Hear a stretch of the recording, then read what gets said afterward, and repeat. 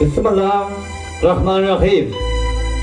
Büyük Allah'ın adını tutmakla Esselamu Aleyküm demek. Adi tarif kapatmak. Esselamu Aleyküm demek. Bu sözleri bilmediği kelamat, bilene karamat, kulağa koyulayan hormat. Esselamu Aleyküm demek. Ayan eder alamati, baştan savur milamati, ağdı birlik alamati. Esselamu Aleyküm demek. Esselamu Aleyküm. Toymada katlaşan bilen mertebeli adamlar. Geçişi iyileşer, akşamlar hayırlı olsun.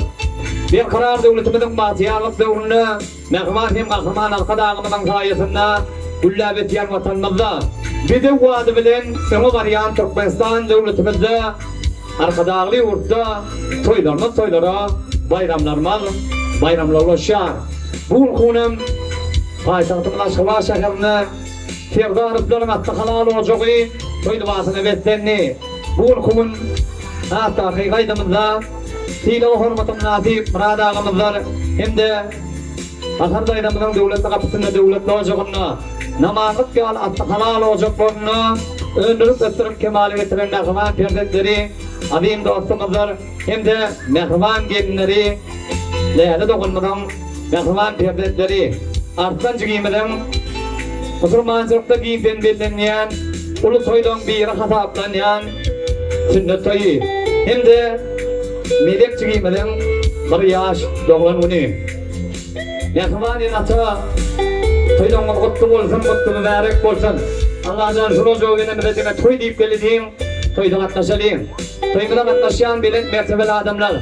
Tüdüm himmendi, sevdarlıkların giyimden yapılan toy saçağının toy stoğunun başına çağırıyan. Önümüzde koyulan ne adamlardan, şirin şeker hukuklardan alıp oturun, iyi oturun adamlar isterlerine açık olsun. Bu ülkenin şu toyumuzda ön hürmetler bilen yargı icatçını hedil verecek diğer toy hürmetleri. Onlara rahmet çeken kıyılarına onlara köp minnettarlığımız bildiriyor. Bu ülkenin şu toyumuzda ilk akşamdan yargı icatçını hedil verecek Türkmenistan adamının parlak yıldızları, Türkmen halk aydınlarının usbatları mekan vurdu. Hem de Şadiyan Estrada Ansamblının görünüklü vekili Adim Yaşım Radov. Hem de dayanış oturduk bu ülkün sağdanlarla topunu bilen bize mihmansılıkta. Bu ülkün aydımcılar sağdanlar, sizin boğunuzdan Türk bilseler, sizin haişlerine kalamanlarını bilseler, bunların yüreklerine armağanları olmaz. Dünyamız davasıl cencel tutamsın. Kuşları konup yürün, tuğduğunu konsun.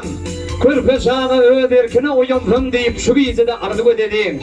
Oy bağın nağarasın dövmesin, dostun yigrenmesin, düşman dövmesin, bir kim mervetleri kalba dövmesin deyip oy gizide arzu edelim.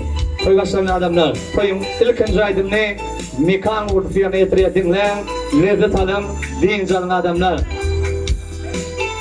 Ayıp mekancan, bu ülkenin halkın ağzına fin görevli meyvesinden aydıp bir 10 kürok var teç mahalın daşına teç mahalın zinetinden aydıp bir dinletelim şol kadimi hudular min kalbimde düğünlerin düğdüler irtikler Züleyha'nı uğdular Züleyha'nın zinetinden aydıp bir numa uçuyunun atıma ulan jerini Nüm şahiram şıkır deyip yerini, nüm aşığım yatıp düştü görünü. Mekancan, tümrük kuşun gâmetından aydıp ver. Mekan oldu faydamaydı ya, dinlen, lezzet alın, deyin canlı adamlar. Yine de bir gedek toydun olsun, kutlu mübarek olsun. Sağ ol.